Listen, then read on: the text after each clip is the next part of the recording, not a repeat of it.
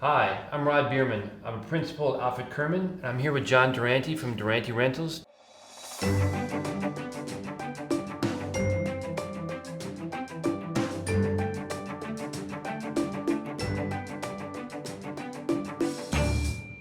Tell us sort of where Durante is now, and how big you are, and how many stores you have, and who you service, that kind of thing. Sure. So now we're 10 years in. We have 10 stores.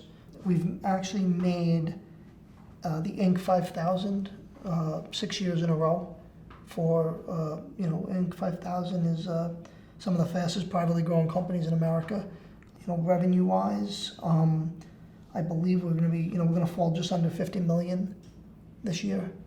For three guys that really started out of a little 15,000 square foot piece of land and we had a 8 by maybe 30-foot office trailer when we first started, and the whole company was run from that trailer. And we joked that we used to go peer out the window.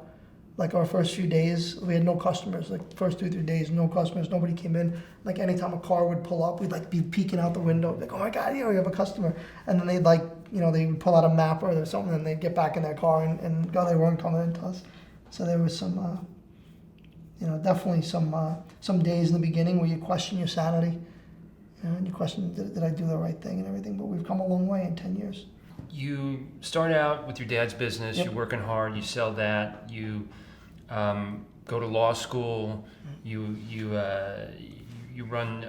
You're in a law firm, and you don't do that, and you move on. You go into real estate at some point in that process. Now it's Durante Rentals. I think there's a pattern here that you've kind of become part of a business, and you make a decision to exit. Is there anything after Durante? Did you envision where you're going to be after Durante, or are you going to stick with Durante for a while? Sure. So, the game plan from day one was always at some point to grow the company and sell it. There was no definite time frame as to when that would happen. It would really just be to a point that, when we hit a sweet spot and when we determined that was the sweet spot. I do get bored. I get bored very easy. I always believe that you never spend, if we live to be 80 years old, you have 80 summers in your life. And, 20 of them are wasted on your youth that, not that you have fun in them. But, so when you get out of your youth, you got 60 left. I'm 45. That leaves me with 35 summers left of my life if I live to 80. And I believe that you don't ever spend one of those summers doing something that you don't want to be doing. So I always said that whenever this gets to the point that I'm not enjoying it, I'm out.